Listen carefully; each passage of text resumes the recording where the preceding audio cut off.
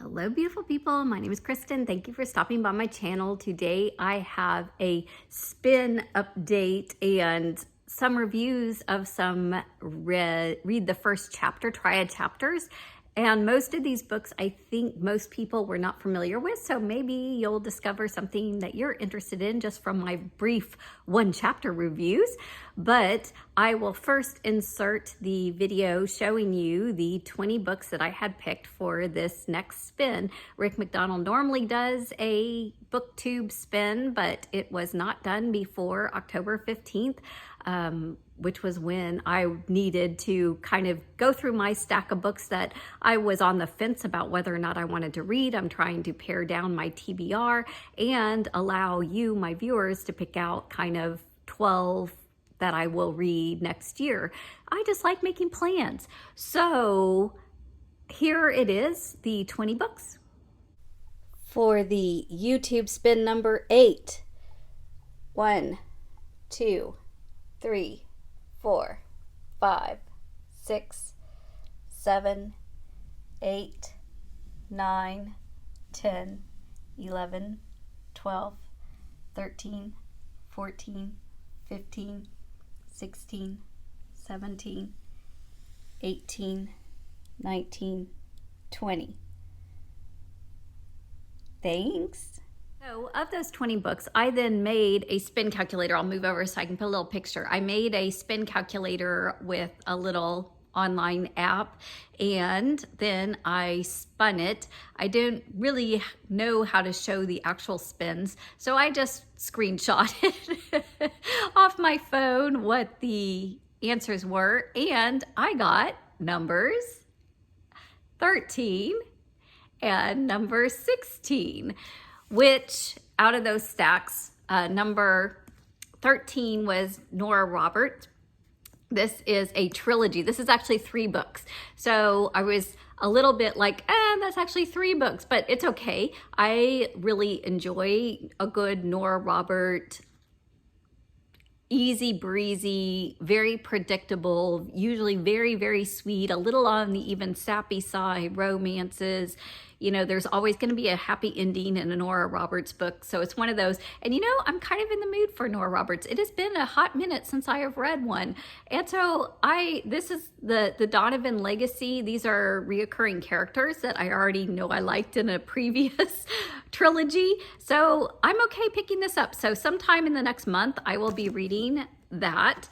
And number 16, there were, out of the 20 books when I posted, there were 4 books that y'all, my viewers, said you definitely should keep that, read that, and this is one of them. So I am thrilled that this one made my read, and I'll be reading it this last week in October. Actually, I'm almost positive I can get this in October. So I'm going to go ahead and read this. The last time they met, I'm not real sure exactly what it is, but considering somebody else that is out there likes it, I have full confidence it's going to be a great read.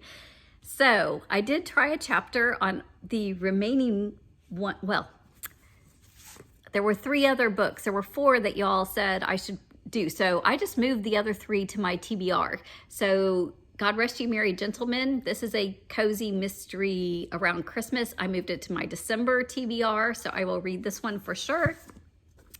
Vinegar Girl by Ann Tyler. This is a retelling of Taming of the Shrew by Shakespeare. So I'm actually going to save this for next September, and for Shake-Timber, I will reread Taming of the Shrew and read Vinegar Girl with it. And then I'm moving Ruta Septis, Salt to the Sea. This is going to be a February TBR. I've got room in my February. January's a little booked, but this is going to become February for sure. So those were ones that were kind of claimed. Then the rest I tried a chapter. So I have been reading some J.D. Robb. This is also Nora Roberts, but this is her crime and thriller. These are some reoccurring characters, and I have fully read 2 of hers. And this one is another one. It's kind of in the middle of the series, so maybe part of my issue is I'm not reading the series in order. but I'm just not drawn in. I'm just not feeling, it's a little too edgy and gritty. When I'm reading these books, I'm looking for something else. So I'm actually going to let that one go. Also, I tried August by Ramana Paula. This book seems like it would be really great for some people at some points. It is basically the telling of a young girl who, like college age girl, who gets called up by a father who her best friend has passed, and it's been like 5 years, and for whatever reason it's now time to scatter her ashes. And so it's kind of almost like a poetic stream of consciousness, but just her mindset, her kind of gruffness or grittiness, I think normally may appeal to me at certain points in time. And I've read similar books about this kind of topic of coming of grief and dealing with grief, but I'm just not sure that's what I want to read right now. So I'm going to let that one go. By the way, if you've read any of these or, tell me, no, I think you should keep with it, let me know. The other one that I read that I'm kind of on the fence about letting go is Jane Smiley's Petrovka in Paris. It's the horse. I'm really bad at Russian especially. I'm bad at all foreign language, but this racehorse, the animal's actually Tock, which I'm okay with. I like talking animals. And but the racehorse just finds that his stall has been left open, so he goes exploring in Paris, meets up with all these other creatures, basically finds his way into some family's backyard where supposedly they bring some peace to this family that's struggling with some illness or whatever. It sounds a little Dr. Dolittle meets Secret Garden to me. And I read the first chapter and it's very sweet. It wasn't particularly poignant or funny or any of those kind of things yet. A little bit intriguing, but I just felt like with so many books that are on my TBR that this was one that I could let go, but let me know. I also read the first chapter of Death of a Peer, Niago Marsh. So this I had bought at a library sale for 50 cents, and it had a little accolade up here that it was writing like Agatha Christie, but I think the writing style of this first chapter was just a little too heady for me. Like, it's written where to me it sounds like it should be written like I'm supposed to be really intellectual and thought processing and all this stuff, but it really just read to me personally like a little slow and I don't want to say boring, but it didn't draw me in. It just I didn't really know totally what was going on. I felt like it was somebody trying to be intellectual over my head, and therefore it just wasn't very appealing to me. Maybe I should stick with it for another chapter, but I just decided, no, that's silly. And then Sean Russell's Sea Without a Shore. This is a beautiful, beautiful cover. Picked it up at a used bookstore. I didn't realize that it's a second in a series. And it is basically this young man who, discovers he has some magic powers and needs to go on a quest to try to save the world and do what he is called to do with his magic powers. But again, I think because it's a second in a series, the first chapter, I honestly don't know what's going on. I read it and I'm trying to wrap my brain around kind of what's going on. But there were 2 or 3 actual words that I think I'm supposed to know what they are, maybe from the first book. They kept talking about the Regis and the lost power, and there was something about seed. There was a whole bunch of stuff about seeds, and I didn't understand. I just don't care enough about this chunky book to go back and read the first one or to struggle through, even though it's a beautiful cover. And I am in the market to try to find some new fantasies. I'm very particular about my fantasy. So I'm going to let that one go unless y'all tell me that it's worthy.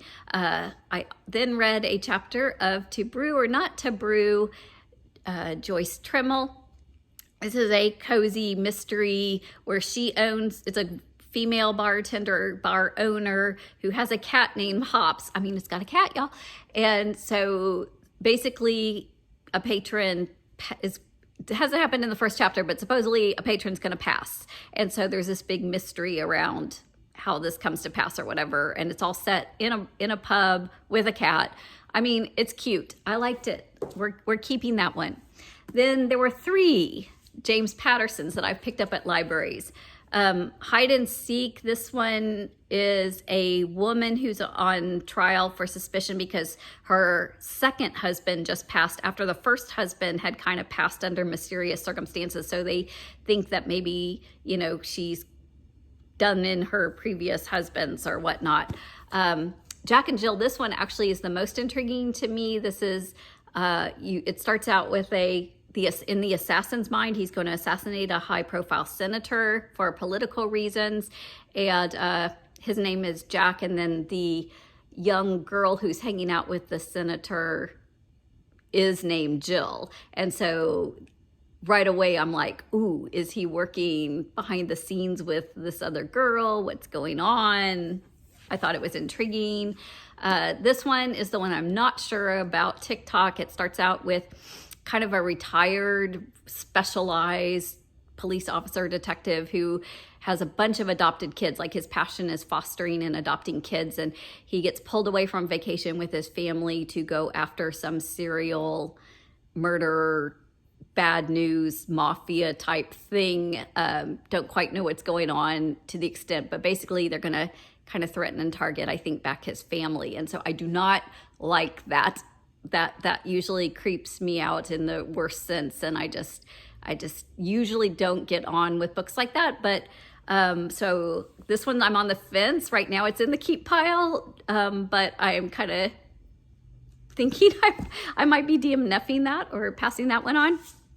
Then this is a lovely little book, Moontide, Dawn Clifton Tripp. So this is a story, it traces 3 women between 1913 and 1938 in New England. And there's a really big, there's storms that come in literally, and then the lives of these women trying to kind of pioneer or deal with family issues, and the writing is just really, really beautiful. It's just very poetic, descriptive, beautiful, atmospheric kind of writing. Just within the first chapter, I was just like, oh yes, I am definitely reading this one.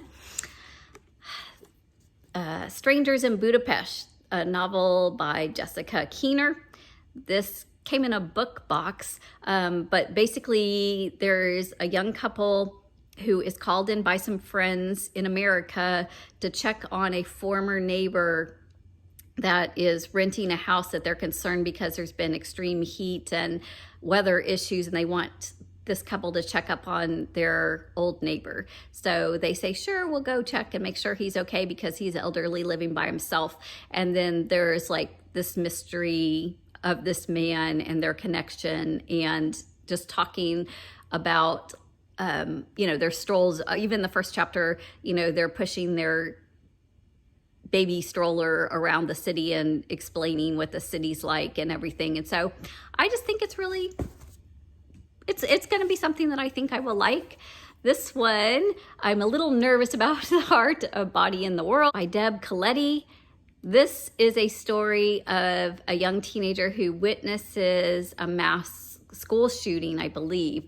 Hadn't been revealed the details in the first chapter, but she has a lot of post-traumatic stress syndrome, and she discovers that running is a great outlet for her. So she decides that she's going to run from her home in Seattle to Washington, D.C. in a form of protest or activism against gun violence in the United States. So we will see. I really like running. I really like young people standing up for their rights. She does it.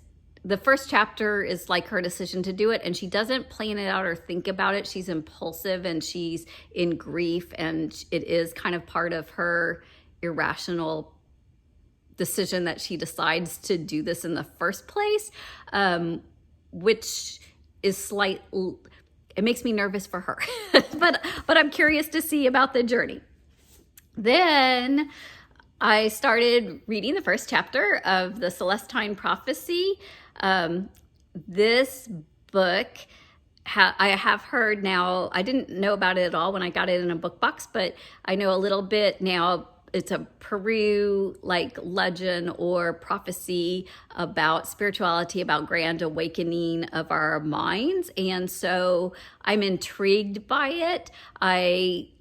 Just the first chapter is talking about kind of stage one of noticing coincidences, which is interesting because for spirituality, for me, that's one of the reasons why I believe in spirituality, is I don't believe in just everything being coincidental.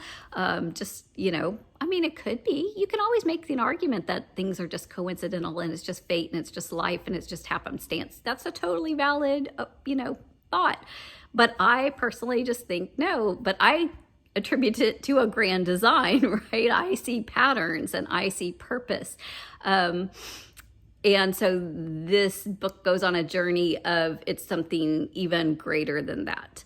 And I'm willing to entertain it and think about it and be thoughtful about it.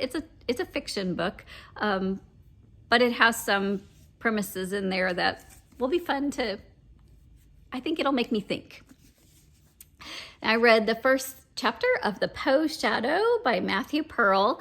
So this is a historical fiction in the sense that a lot of research was done into Edgar Allan Poe, into his final month of his life. He was traveling at the time, and he passed in Baltimore, had a very small funeral that we do know who attended it, who was there. We since found a couple letters that kind of were passed in the mail at the time of his death. Just so it's a fictitious person in the book who is researching and going in, supposedly knew Poe. He's patterned off of two other specific people who did know Poe in reality, but it just seems like, a Baltimore setting around the end of Poe's life with some mystery and some historical references to an author that I'm intrigued by and think would be fun. Why not? We'll go on that journey. And then this is a Jude Devereaux book, First Impressions. It's the first of a trilogy. And after reading a very small print book, this is a large print book, and that kind of annoys me. I wouldn't have bought this if I had known it was a large print book, but I think I'm going to give it a go. I read the first chapter of it, and she writes not usually as sappy romances like Nora Roberts. There's usually something a little deeper. And in this one, the premise of it is that a gentleman who is close to retirement age cop is called in to be undercover to investigate a situation with a woman to see if she's either needs protection or if she's actually involved in some undercover crime going on. And so they end up falling in love. So I don't know, that's kind of interesting. I can hang with it.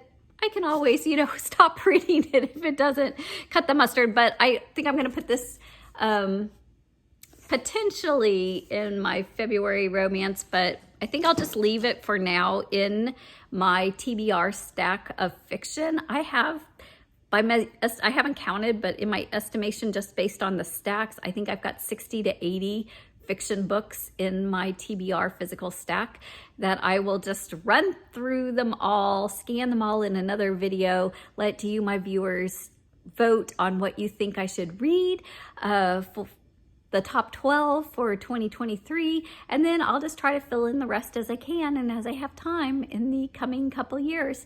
So those are my triad chapter books. I hope that maybe you were inspired to read something, or if you've read any of these, leave me a comment below. Give me some feedback on them.